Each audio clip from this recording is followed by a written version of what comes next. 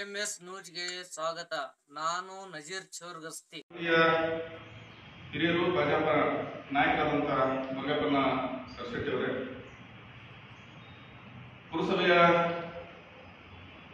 ಸದಸ್ಯರಾದಂಥ ವಾಸುದೇವ್ ಕೆಂಚೂರಣ್ಣ ಅವರೇ, ಪುರಸಭೆಯ ನಾಮನಿರ್ದೇಶಿತ ಮಾಜಿ ಸದಸ್ಯರಾದಂಥ ಮಾನಸಿಕ್ ಕೊಕ್ಕಟ್ನವರೇ, ಪುರಸಭೆಯ ಮಾಜಿ ಸದಸ್ಯರಾದಂಥ ಪ್ರಕಾಶ್ ಹೆಜೇರಿ ಅವರೇ, ಆಮೇಲೆ ಬಿಜೆಪಿ ಪಾರ್ಟಿಯ ಮಂಡಲ ಉಪಾಧ್ಯಕ್ಷರಾದಂಥ ಪ್ರಕಾಶ್ ಹೆಜೇರಿ ಅವರೇ, ನಮ್ಮ ಬಿಜೆಪಿಯ ನಾಯಕರಾದಂಥ ಮಾಜಿ ಪುರಸಭೆ ನಾಮನಿರ್ದೇಶಿತ ಸದಸ್ಯರಾದಂಥ ರಾಘು ಬಿಜಾಪುರ ಅವರೇ, ಬಾಬು ಕಾರಜೋಳ ಅವರೇ, ಮಲ್ಲು ಮೆಂಟಿ ಅವರೇ, ಬಸವರಾಜ್ ಪಟ್ಟಿ ಅವರೇ, ನಮ್ಮ ಬಿಜೆಪಿಯ ಮಂಡಲದ ಯುವ ಮೋರ್ಚಾದ OBC ಮೋರ್ಚಾದ ಅಧ್ಯಕ್ಷರಾದಂಥ ಈಶ್ವರ್ ಹುಗಾರ್ ಅವರೇ, ಕಕ್ಕುಸ ರಂಗರೇಶ್ ಅವರೇ, ವಿಠಲ್ ಮೊಯ್ತಿ ಅವರೇ, ಮಲ್ಲು ಕೊಡೇಕಲ್ ಅವರೇ, ಇನ್ನುಳಿದಂಥ ಗುರುರಾಜ್ ರೆಡ್ಡಿ ಅವರೇ, ಇನ್ನುಳಿದಂಥ ಎಲ್ಲ ನಾಯಕರು. ರಾಘು ಬಿಜಾಪುರ ಅವರು ಪತ್ರಿಕಾಗೋಷ್ಠಿಯ ಉದ್ದೇಶವನ್ನ ಬಹಳ ಸರಳವಾಗಿ ಬಹಳ ನೇರವಾಗಿ ಹೇಳಿದರು. ಇವತ್ತು ನಮ್ದು ಕೂಡ ಅದೇ. ES ಪಾಟೀಲ್ ನಡವಳ್ಳಿ ಅವರು ನಾವು ಯಾರೂ ಪಂಚಮಸಾಲಿ ವಿರೋಧಿಗಳು ಅಲ್ಲ, ಬಸವನಗುಡಿ ಯತ್ನಾಳ್ ಅವರ ವಿರೋಧಿಗಳು ಕೂಡ ಅಲ್ಲ. ಅದು ಪಾರ್ಟಿ ತಗೊಂಡಂತ ನಿರ್ಣಯ. ಪಾರ್ಟಿ ಯಾವ ರೀತಿ ನಿರ್ಣಯ ತಗೊಂಡೈತೆ ಇವತ್ತು ಬಿಜೆಪಿ ಅಂತ ನಾವು ಕೂಡ ಅದನ್ನು ಸ್ವಾಗತ ಮಾಡಬೇಕಾದಂತ ಅನಿವಾರ್ಯತೆ ಇರುತ್ತೆ. ಅದನ್ನು ಸ್ವಾಗತ ಮಾಡಿದ್ದು ES ಪಾಟೀಲ್ ನಡವಳ್ಳಿ ಅವರು. ಅವ್ರು ಮಾಡಿದ್ದು ಇವತ್ತು ಪಾರ್ಟಿ 2 ವರ್ಷಗಳ ನಂತರ ಅವರನ್ನ ಉಚ್ಚಾಟನೆ ಮಾಡಿದ ಪಾರ್ಟಿ ಘೋಷಣೆ ಮಾಡಿದ ನಂತರ ಬಿಜೆಪಿಯ ಬಿಜೆಪಿಯ ರೈತ ಮೋರ್ಚಾದ ಅಧ್ಯಕ್ಷರಾಗಿ ಅವ್ರ ಕೆಲಸವನ್ನು ನಾವು ಮಾಡಿದ್ದಾರೆ. ಪ್ರತಿಭಟನೆ ಮೊನ್ನೆ ಮಾಡಿದಂತ ಪ್ರತಿಭಟನೆ ಮಾಡಲಿಕ್ಕೆ ಯಾರು ವಿರೋಧ ಇರಲಿಲ್ಲ. ವಿರೋಧ ಮಾಡುವಂತ ವ್ಯಕ್ತಿಗಳು ನಾವಲ್ಲ. ಅವತ್ತು ಪ್ರತಿಭಟನೆಯಲ್ಲಿ ಕೆಲವು ಯಾರು ನಿಮ್ಗೆ ಗೊತ್ತಿರಲಿ, ಯಾರು ಬಿಜೆಪಿ ಕಾರ್ಯಕರ್ತರು ಆ ಸಂಸ್ಕಾರದವರಲ್ಲ. ಯಡಿಯೂರಪ್ಪರಿಗಾಗಿ, ವಿಜೇಂದ್ರವ್ರಿಗಾಗಿ, ES ಪಾಟೀಲ್ ಅವರಿಗಾಗಿ ಅವತ್ತೇನು ಅವಮಾನ ಮಾಡ್ಯಾರ, ಅವರು ಯಾರು ಬಿಜೆಪಿ ಕಾರ್ಯಕರ್ತರಲ್ಲ. ಅವತ್ತು ಯಾರೋ ಬಂದ ತಕ್ಷಣ ಅವಮಾನ ಮಾಡುವಂತ ಕೆಲಸ ಮಾಡ್ಯಾರ. ಅದಕ್ಕೂ ನಮ್ಗೆ ನೋವಿಲ್ಲ.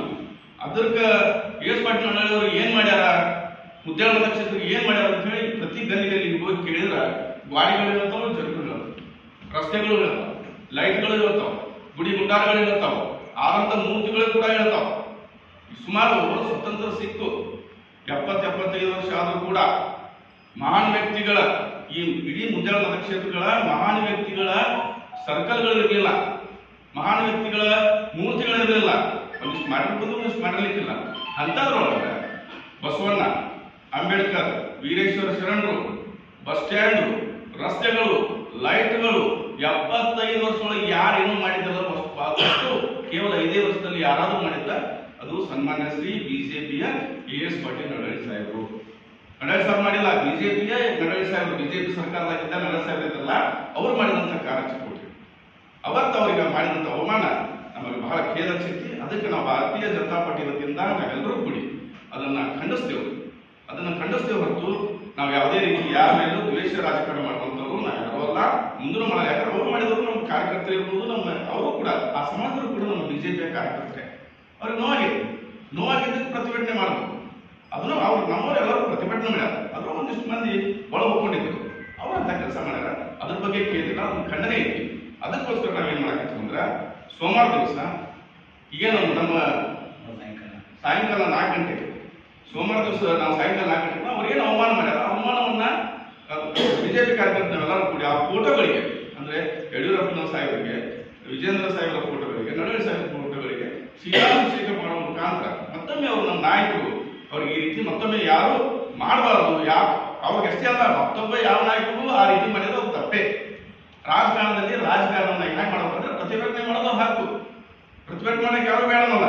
ಆ ಪ್ರತಿಭಟನೆ ದ್ವೇಷವಾಗಿ ಮಾರ್ಪಾಡಾಗಬಾರ್ದು. ಬಹಳ ಖುಷಿಯಿಂದ, ಯಾಕಂದ್ರೆ ಎಲ್ಲ ಲೀಡರ್ಗಳು ಎಲ್ಲರ ಮ್ಯಾಗ ಎಲ್ಲರೂ ಬಂದೇ ಇರ್ತಾರೆ.